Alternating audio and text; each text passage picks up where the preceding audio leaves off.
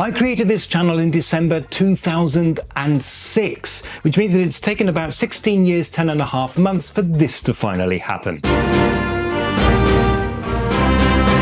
Which I think must be some sort of a record, so I'm expecting a call from Guinness World Records anytime soon.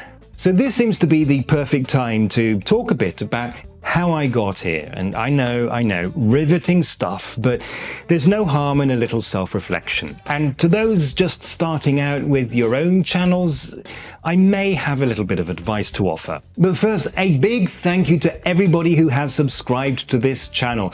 Now, I don't actually ask people to subscribe, so you all subscribed because you wanted to, which I think is nice. But also, actually, thank you to all of my regular viewers, including those who are not subscribed, because it's the view counts and not the subscriber counts that generate the revenue, and the revenue that allows me to run this channel without actually starving. And of course, a big welcome to all of my new subscribers and viewers, and I hope you find what you're looking for. Oh, and if you're expecting the famous silver play button that creators get for 100,000 views, that's not here yet. I have to actually apply for it, and then YouTube checks my channel, makes sure that everything is legit and that I fulfill all of the requirements, and even after that, it takes a couple of weeks for it to actually arrive. So how did it take me this long to get to this stage? Well, the simple answer is that for the longest time, making YouTube videos was, for me, a kind of a self-financing hobby, something that I did in my spare time. Then came the pandemic, and since most of my work involved actually meeting clients face-to-face, a lot of it fell away, and I suddenly had a lot of spare time on my hands. And at that point, I started thinking, could I actually fall back on YouTube? To do that, I would have to change my approach quite a bit, and that required a fair amount of work. As part of this, I made a video to experiment with new ways of shooting and editing, and I deliberately made it about a subject that was as boring as I could find. My thinking was this: only my most dedicated viewers would even watch the video, so if it did at least averagely well, I would judge the experiment a success. Instead, it got 170,000 views and generated about 700 subscribers, because apparently there is a huge demand for videos about civil engineering projects. So my experiment technically failed, but it did prove to me that I had the potential. So I started work on refining my technique and figuring out how I was going to achieve a more lasting and sustained success. Going slightly viral with one video is a good start, but there's a lot more to it than that. I was a bit hampered because at the time there were a few things going on in my private life that needed my attention. Nothing terrible, you understand, just important things that took up a lot of my time and energy. So let me cut this story short and bring you up to date.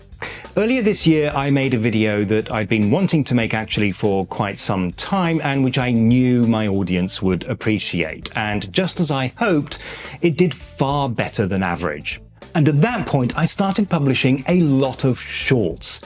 Now, I'd experimented with that format previously, but with mixed success. This time, I deliberately hit YouTube with several of them while my views were already running high. And that seems to have done the trick, as the sudden and so far sustained surge in views and new subscribers demonstrates. It seems I'm actually quite good at shorts. My one concern was that a lot of my most successful shorts were about really contentious subjects that I simply don't want to have to focus on all the time. But thankfully, I noticed that some of my other shorts were also doing extremely well. So yeah, that's a relief. And if you're struggling with getting your own channel noticed, let me share with you my biggest light bulb moment to date. The whole process of changing my approach to making videos began with a realization about who I was really making videos for. Basically, I'd been holding myself back, and instead of making the kind of videos that I would choose to watch,